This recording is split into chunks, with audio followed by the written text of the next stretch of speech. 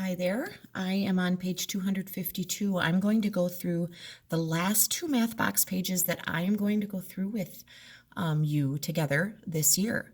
Now, there are certainly more pages left in your journal, and I would encourage you to give them a try when you're in the mood. I'm not expecting you to do school every day. I know that you're ready for a break, but there are some good things left in here, some good practice, even some things I think you could figure out on your own, especially if you had an adult looking with you. So I would encourage you not to throw the math book away quite yet. Hang on to it because there might be a rainy day when you just might feel like working on it, or maybe a long car ride and doing a couple pages of math sounds like fun, right? So anyway, here we go on 252.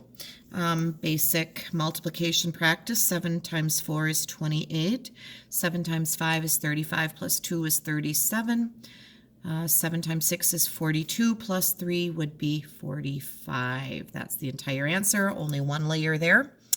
I went ahead and graphed number 2 ahead of time to save a little time. They didn't ask us to do anything with the data other than to graph it, so just review of a bar graph. Emma biked 4 miles, Henry 5, and Isaac 2. I didn't have to go halfway in between any boxes. That worked out very nicely. All right, going on to box number 3.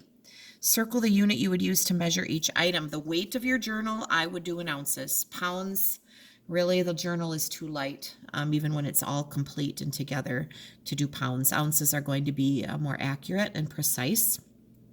The length of your car, I would probably use yards. You could use inches, I suppose, on a tape measure. I don't know, it seems like it would make more sense just to say yards. Of course, now I'm wondering what the book would say about that. They might just disagree. No, they went with yards too. I'm looking back there. The length of a paper clip, I would use little centimeters, right? Centimeters are like those little blue cubes that we used in class this year. Crossing out fractions less than 2/3, place a circle around fractions equivalent. Equivalent means equal. Okay, now 1 2/3, definitely not less than 2/3, and it's not equal, so that one doesn't get anything.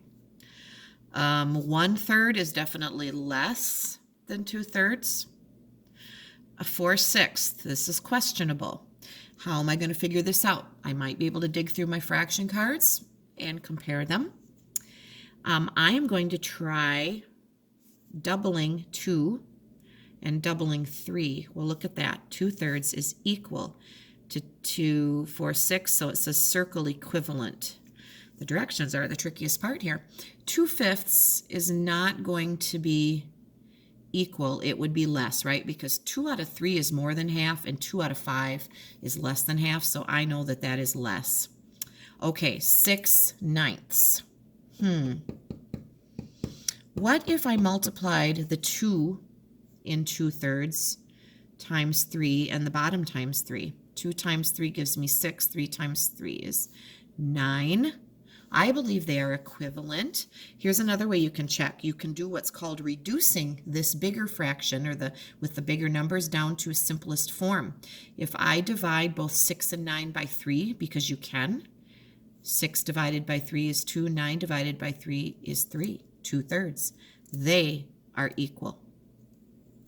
You will do this reducing fractions a lot. I know in 5th grade. I'm guessing you'll see it in 4th grade too.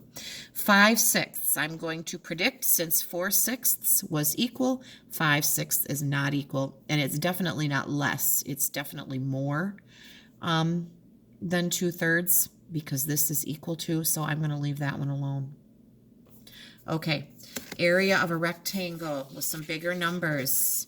This would be short side times long side, but because these numbers end in zeros, I can do this in my head. 2 times 6 is 12, with a 0 on each one to add there. I get an area of 1,200, and it would be centimeters. And then you put that little 2 there, that means squared. So 1,200 centimeters squared. And then I went ahead and did another graph. I did have to cut through the middle. B is 3. That's halfway between 2 and 4, so I had to go in the middle. I had to do that on D too for 7, halfway between 6 and 8. I'm sure that was pretty easy for you to figure out. The range would be maximum, take away minimum, so 8 minus 3. The biggest and the smallest, and that would be a range of 5. Okay, I'm going on to page 255. Oh my gosh. The last page we're going to do together. I think I might cry. I get excited at the end of the year. I look at the pages that are left because usually there's so much in our 3rd grade math that we don't usually quite get to the end. And then, of course, because of this strange year and me not wanting to push too much during the day on my videos, we didn't get as far as we would have if we'd been together. But so it's hard for me to leave this undone, but I think you're going to use some of it. I think you'll go back and check that out and at least practice with some of it, right? All right, so I'm not going to cry too much when I'm done here. We are measuring the sides of the triangle to the nearest whole centimeter is what it sounds like. So I'm getting 4 for the long side. Well, that looks long, but this one looks long too. This one is also 4. This one looks shorter, and oh boy. Oh, what do we do here? The book calls this 4 also, and you know why they do? It is shorter. It's pretty close to 3.5, but because it's over the halfway mark, they call it 4. That's tricky. And 4 plus 4 plus 4, or 3 4s, is 12. That's your perimeter of a triangle. You add up all of those sides. This one, if we'd been more precise, it would have been 3.5. But they wanted us to go to the nearest centimeter. So then we did. All right, number 2, there are 5 blocks in a bag. 2 blocks are red, 2 blocks are blue, and 1 is green. What are the chances of pulling out a red block? Well, how many blocks are in that bag altogether? 5, right? And there are 2 red. That would be a 2 out of 5 chance of pulling out red because there are 5 total. Number 3, James built a rectangular prism out of base 10 blocks. Okay. He used 30 centimeter cubes, those little guys, to make the base. Okay, so he's making a 3D shape. Remember our chat about volume? He put 4 more layers on top of that. Oh, what is the volume? So you guys, are you following here? He has this, I'm not going to do a good job building. He's got a box, okay? He has a box, and there are 30 little cubes on the bottom layer of that box.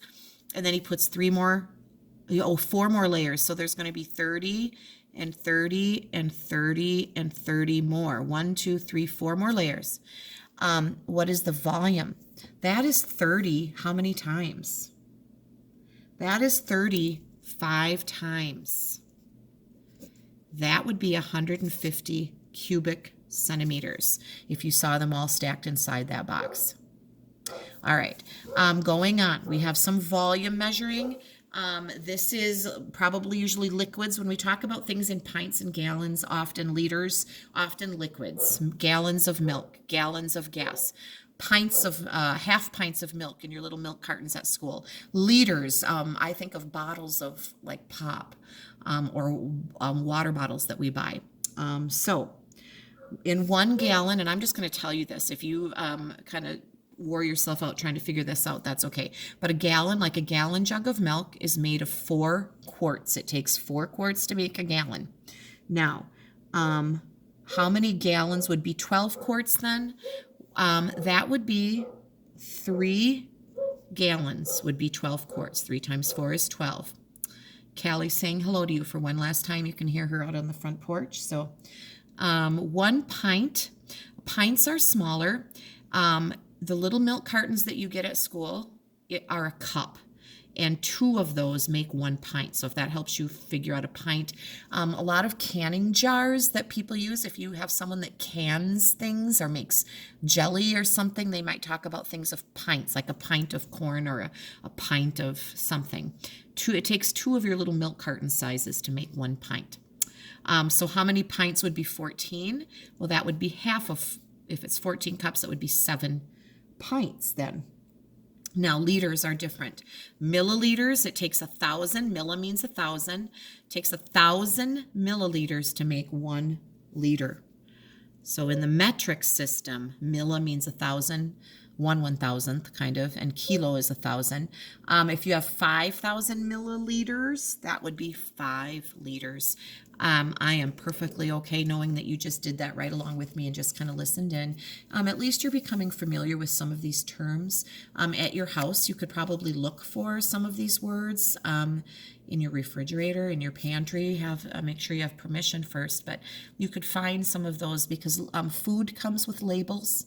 And it'll tell you how much is inside. You might see some liquids that talk about liters, gallons, of course, like if you have a big jug of milk in your fridge, you might find that. So Molly is playing with 5 toy cars.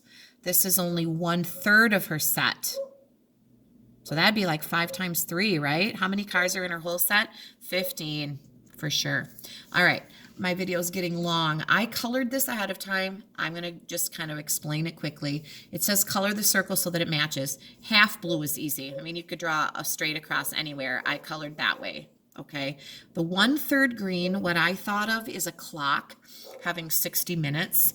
And I knew that 20 times 3 makes 60. So here would be like, this little chunk here would be 15 minutes and another little chunk past that, 5, 10, 15, 20.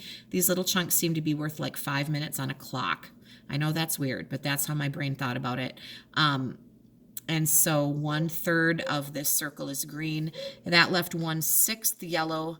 1, 2, 3, 4, 5, 6. Yeah, you would have 2 of those because you could have 12 little pieces like this. That is 1/6 yellow. I am not going to spend a lot of time on that today because that could go on for a while. What color would you expect the spinner to land on most often? Of course, we are going to go with blue. Well, it has been a pleasure teaching out of a box for you, but I would much rather see your beautiful faces in person and hear you answer me and work out these things together. I thank you so much for being patient and hanging in there. I said this in my email. You guys are troopers. If you have hung in there and done your work with me every day, I think highly of you for doing it, because I know a lot of kids around the country or the world have maybe kind of felt like giving up, and some did, and you did not. And I think that is great and awesome. And I wish I could tell you that in person. So thanks, you guys. You have been awesome.